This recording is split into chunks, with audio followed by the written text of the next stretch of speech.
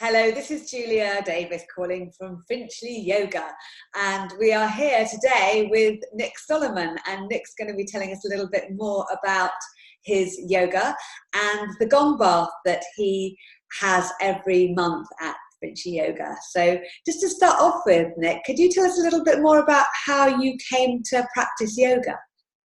Sure, Julia. Good afternoon. About 20 years ago, I was working in an advertising agency, and the management put on some yoga classes as a benefit for staff. So I gave it a go, really enjoyed it, since which time I've tried many different types of yoga, as well as Pilates and fitness classes. And then a couple of years ago, I decided to do the teacher training. Not that I particularly wanted to teach, I just wanted to deepen my learning.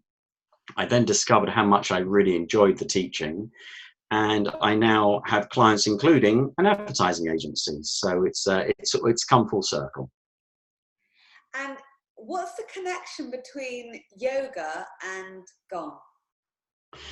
Well, the Gong is part of the yoga style that I teach, which is called Kundalini, and it's used as a way to meditate and to find a real deep place of relaxation.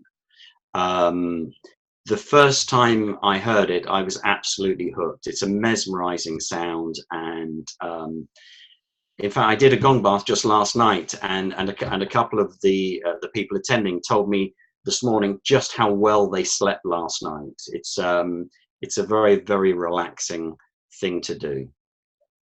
Was teaching Gong part of your teacher training? So when you trained to be a yoga teacher, was that an integral part of your training? No, it wasn't. It was a separate thing. My teacher plays the gong, and so I got to learn a bit from her. But then I went and did some specific training for it, and I now do play it after most of my classes, and also special events. I do, obviously, with you at the Finchley Yoga Studio. I also did an enormous one about a month ago at the Truman Brewery, where we were 120 people and 3 gongs playing. I don't know anyone who's come to a Gong bath that doesn't have a similar reaction of feeling incredibly calm, has quite a therapeutic effect. And it's just a lovely way to spend an hour. So could you maybe walk us through what an hour's Gong bath would be? Sure.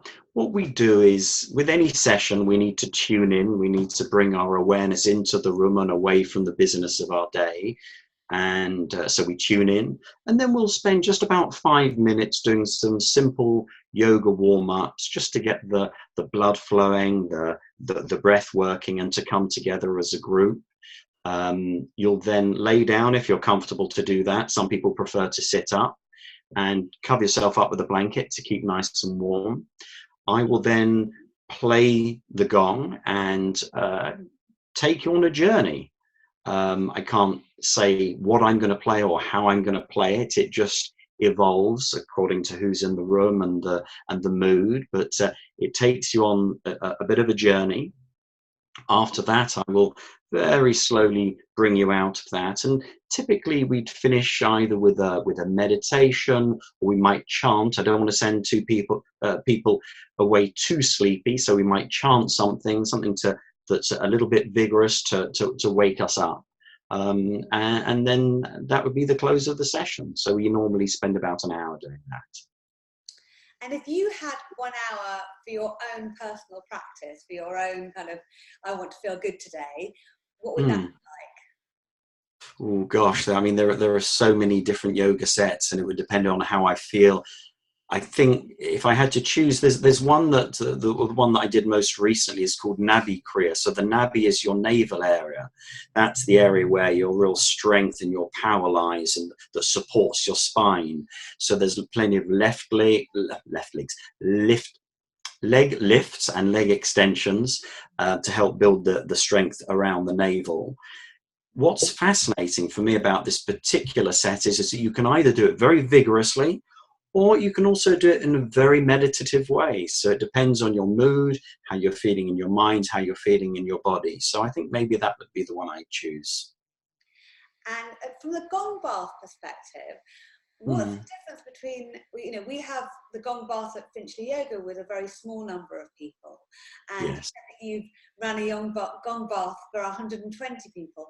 What would be the difference between maybe experiencing a Gong bath with a multitude of people and one that's in a much more intimate setting? Well, it's interesting. At the last Gong bath that we did together, just a couple of weeks ago, there was a lady there who also came to the big one, so we were able to compare. Obviously, when we're a dozen people, it's very intimate. It's a small space, and in a big area, it's kind of like a warehouse space with so many people. It's the energy of having 100 or more people around you as opposed to just 10 or 12 people around you, and the intensity of the sound. In a small area, it can be much more intense as a sound.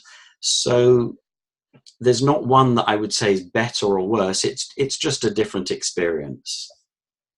Thank you.